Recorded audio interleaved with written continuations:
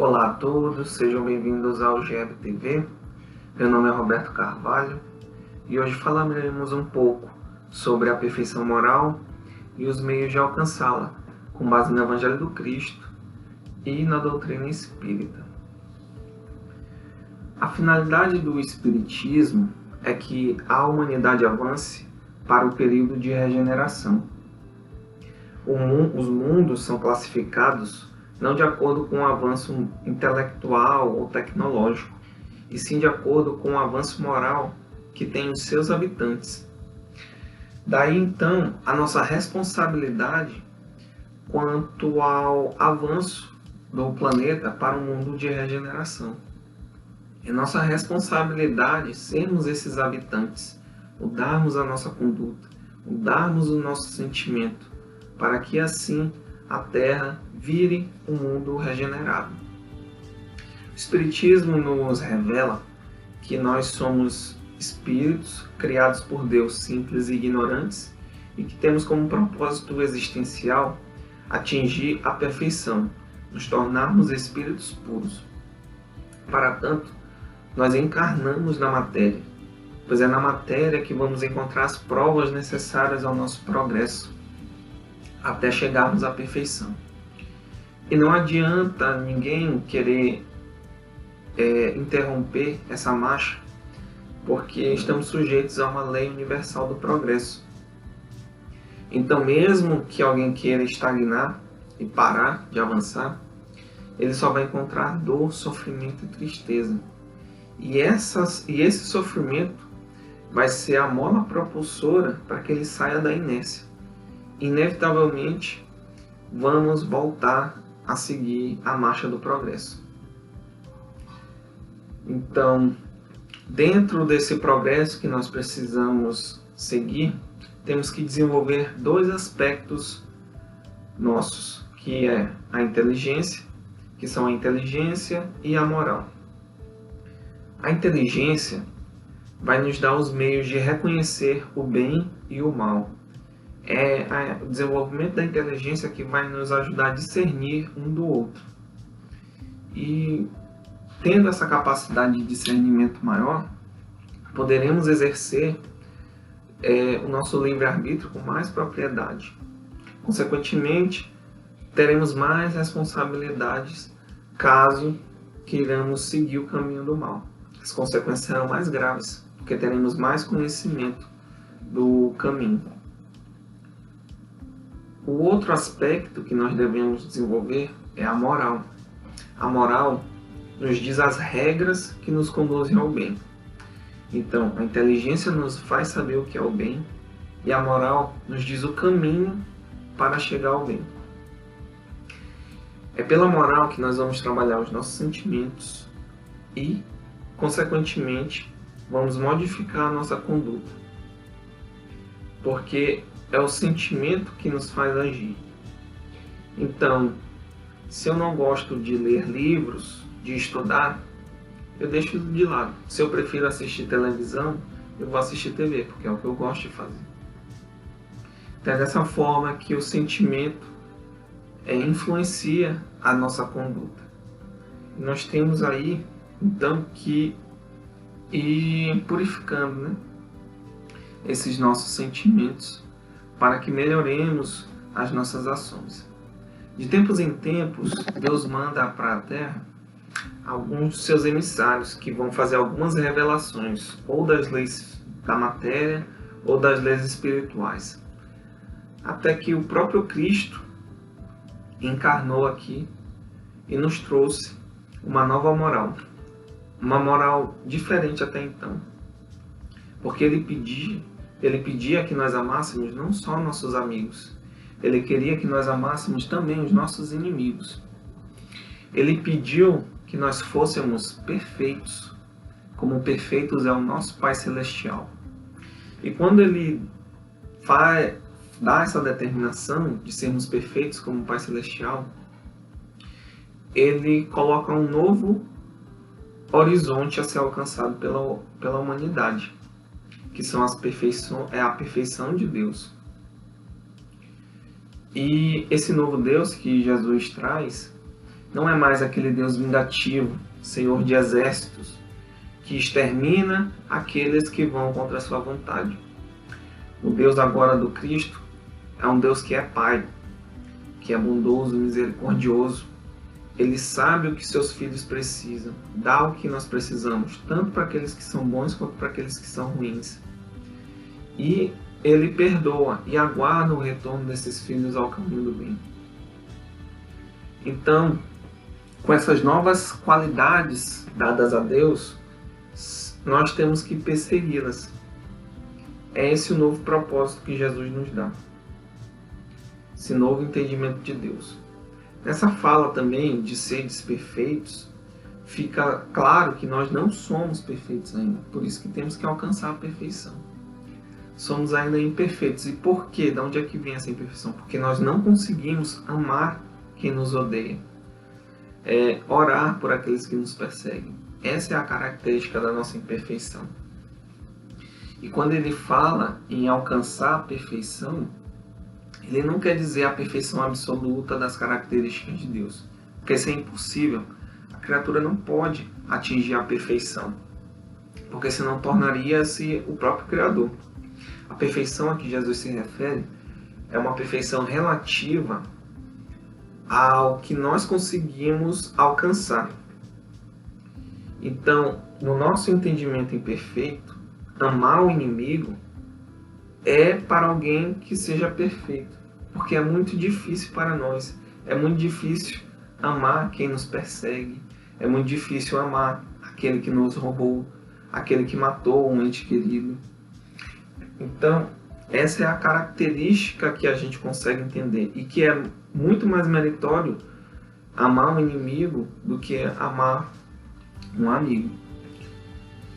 Ainda nessa visão do Cristo sobre Deus, nesse mandamento de sermos perfeitos como é Deus, a gente pode perceber que ele usa o pronome vosso Pai Celestial, sede perfeitos como o vosso Pai Celestial. E daí a gente consegue entender que Cristo não se referia àquilo que ele entendia por Deus, porque como espírito puro, Jesus consegue ver e compreender a Deus na sua intimidade. Nós, como espíritos imperfeitos, só podemos sentir e adivinhar a presença de Deus. Nós não conseguimos compreender a intimidade divina. Então ele usa esse pronome para separar. Persigam a perfeição de Deus, mas aquela que vocês conseguem compreender. Então, como ainda é muito difícil a gente pôr em prática o amor ao próximo, nós temos no Livro dos Espíritos, na parte 3ª, no capítulo A Perfeição Moral, alguns recursos para conseguir pôr em prática essa máxima do Cristo. Então, os primeiros recursos são as virtudes e os vícios. Temos que conquistar virtudes e extirpar os vícios de nós que são bloqueios para o nosso progresso. As virtudes, Kardec, lá no Livro dos Espíritos, não dá uma definição, mas os Espíritos nos dão os meios de reconhecer uma virtude. Como se reconhece uma virtude? Toda vez que há uma resistência voluntária às más inclinações, estamos manifestando aí uma virtude. É assim que a gente reconhece. Toda vez que vier aquela vozinha nos chamando a cometer alguma coisa que nós sabemos que é errada e nós resistimos, estamos manifestando uma virtude. Os Espíritos também nos avisam que a virtude mais sublime é aquela que é praticada com total desinteresse. É aquela que é praticada apenas por ser agradável a Deus e por ser agradável ao próximo. O segundo ponto desse capítulo é o governo das paixões. As paixões, como explica Kardec, elas em seu princípio não são nem boas nem más. É a partir do excesso da paixão que ela se torna má. Porque a paixão surge de uma necessidade natural nossa. Quando nós excedemos essa necessidade, é que a paixão se torna má e aí nós temos consequências ruins. Então precisamos manter o controle das nossas paixões, mantê-las sob o nosso governo, para que elas nos sejam úteis. O terceiro ponto aí do Livro dos Espíritos é o egoísmo. Os Espíritos nos declaram que o egoísmo está na raiz de todos os males da humanidade. E o egoísmo, junto com o orgulho, são os principais obstáculos do progresso humano. Então esses são os dois vícios que nós temos que combater com todas as nossas forças. O orgulho é aquele sentimento de que nós temos mais valor do que qualquer um. E o orgulho não está ligado a status social ou à riqueza. Tanto pessoas pobres como pessoas ricas podem manifestar esse sentimento de orgulho. O egoísmo é aquele sentimento predatório, é aquele sentimento de eu em primeiro lugar, que pode faltar para todos, desde que não falte para mim. O sentimento do egoísmo está alicerçado no nosso interesse pessoal. Ele deriva da influência da matéria sobre o espírito. E é por isso que está tão enraizado em nós. Por isso que é tão difícil a gente se livrar do orgulho, porque como espíritos imperfeitos, nós ainda somos bastante influenciados pela matéria. E a forma que os espíritos nos dão para diminuir essa influência da matéria é o exercício da abnegação, que é justamente colocar os nossos interesses pessoais de lado em benefício dos outros. Depois das virtudes, das paixões e do egoísmo, Kardec apresenta os caracteres do homem de bem, que eu vou resumir aqui em apenas uma frase. O homem de bem é aquele que pratica a lei de justiça, amor e caridade em sua máxima pureza. Então aí dentro dessa lei nós temos 3 virtudes que temos de alcançar: a justiça, o amor e a caridade. O homem justo é aquele que respeita os direitos dos outros, todos os direitos, tanto os naturais quanto os derivados da legislação humana. Claro que os direitos naturais prevalecem porque eles são imutáveis e existem de todo sempre.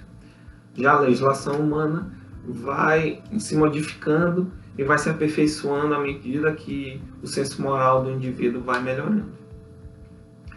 Então, o princípio norteador para sabermos se estamos sendo justos com os demais é pensar em não fazer ao próximo aquilo que não gostaríamos que fosse feito para nós. Esse é o princípio que vai definir se estamos sendo justos ou injustos.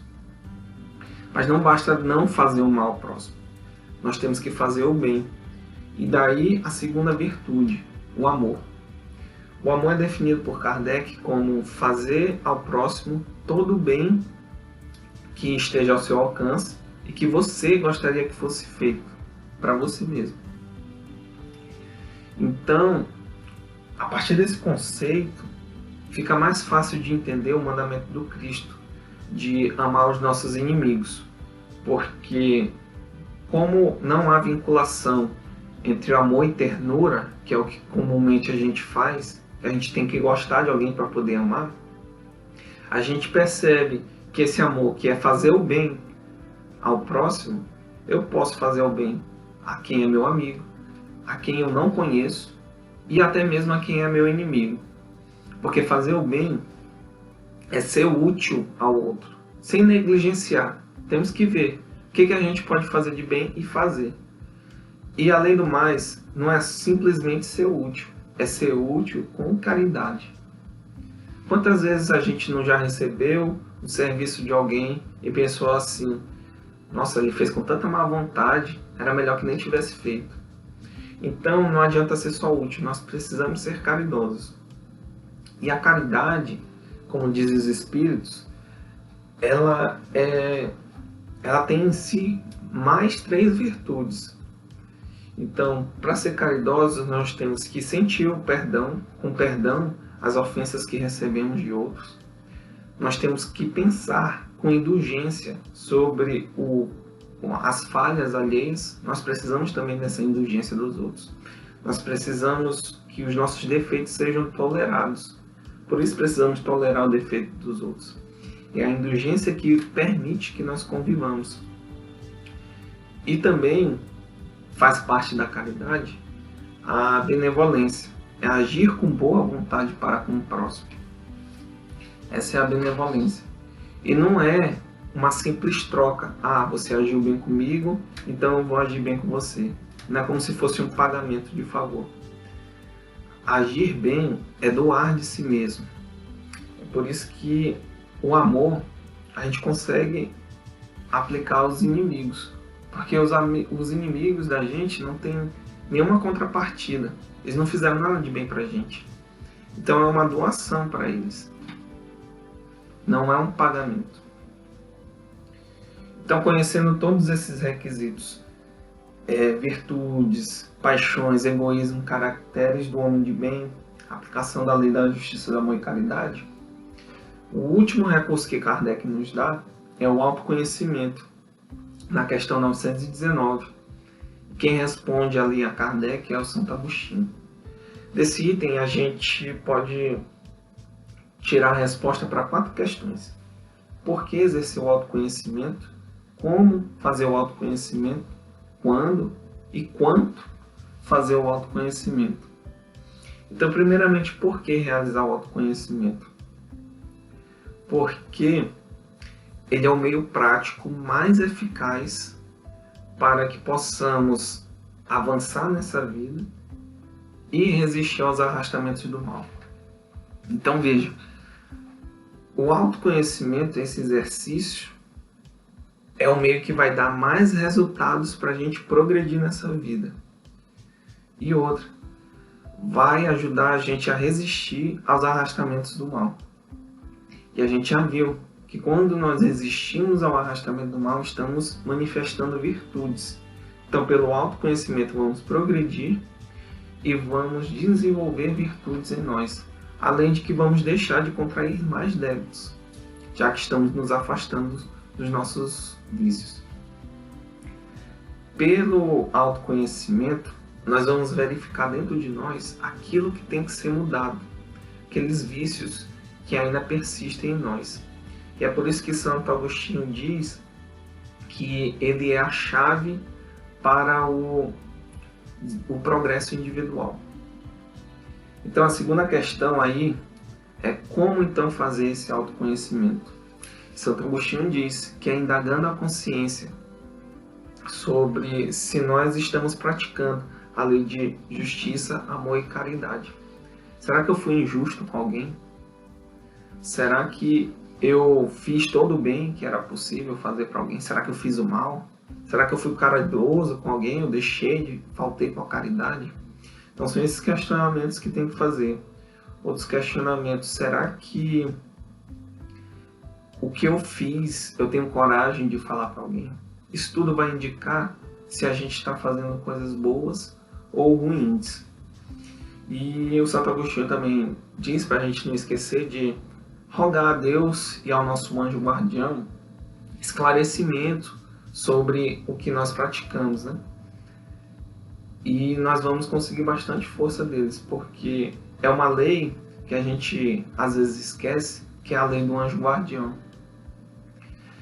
Que todos nós, espíritos imperfeitos, temos um espírito de ordem superior que nos auxilia. Então, sempre que nós tentamos entrar em contato com ele, ele vem com toda a alegria do mundo querendo nos ajudar. Porque essa é a responsabilidade dele. Também estamos exercendo aí a lei de adoração. Através da prece, convocando a Deus, estamos nos sintonizando com ele. Então, ainda dentro do como exercer o autoconhecimento, Santo Agostinho prevê que a gente possa haver alguma dúvida. Como definir se uma determinada ação foi realmente boa ou ruim? E aí ele coloca aqui uma espécie de controle de qualidade para a gente. Nessas situações, a gente vai se colocar como um terceiro, observando a atitude de outra pessoa. E a gente vai julgar como se uma outra pessoa tivesse feito aquilo.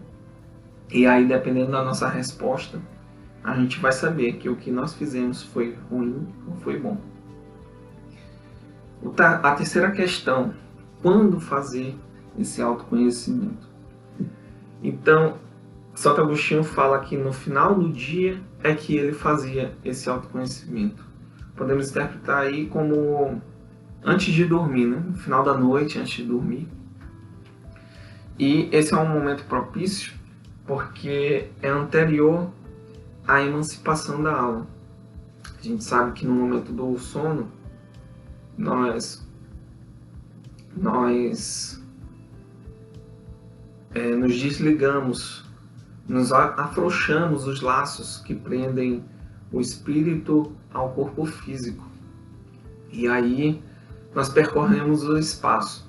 Então, praticando o autoconhecimento, nós já vimos que estamos nos sintonizando com Deus, sintonizando com o nosso anjo guardião. Então, com certeza, estaremos aí pedindo para sermos guiados a locais de estudo, para melhoria do nosso conhecimento. Então, esse é um bom momento, que é prévio ao sono, né? Prévio à hora de dormir, de realizar essa prática do autoconhecimento. Por fim, a última questão é quanto de autoconhecimento realizar. Então, Santo Agostinho vem dizer que a gente não tem que se preocupar com o tempo ou com o número de questões a se realizar. Ele fala assim: se nós nos preocupamos tanto em conseguir recursos para no final da velhice nós termos uma poupança, por que então não dedicar um pouco de tempo para o exercício do autoconhecimento, que vai nos trazer recursos para a vida eterna? Então não devemos nos preocupar com o número de questões e o tempo que nós vamos nos dedicar a esse autoconhecimento. Então, encerramos aqui, né, os comentários que havíamos de fazer em relação à perfeição moral e como alcançá-la. Né? Perfeição moral, resumindo, é amar os nossos inimigos, perdoar quem nos odeia e orar por quem nos persegue. E para alcançar isso daí, é conquistar virtudes, dominar as nossas paixões, extirpar nossos vícios, praticar a lei de amor, justiça e caridade, e também exercer a prática do autoconhecimento. São esses elementos que vão nos fazer alcançar a perfeição moral. Esperamos que esse conhecimento aqui trazido seja compartilhado com outras pessoas, que vocês conheçam filhos, irmãos, netos, amigos, sobrinhos, que não guarde só para você. E acima de tudo, que se pratique esses conhecimentos, porque a doutrina espírita, mais do que expositores e defensores, precisa de praticantes. E nós vimos que para que a Terra chegue nesse mundo, se torne esse mundo de regeneração, nós precisamos melhorar os nossos sentimentos, precisamos evoluir a nossa moral. Então encerramos as nossas reflexões aqui, pedimos as bênçãos de Deus, do nosso Mestre Senhor Jesus, que possamos passar por esses momentos de dificuldade da pandemia com resignação, na certeza de que dias melhores virão para a humanidade.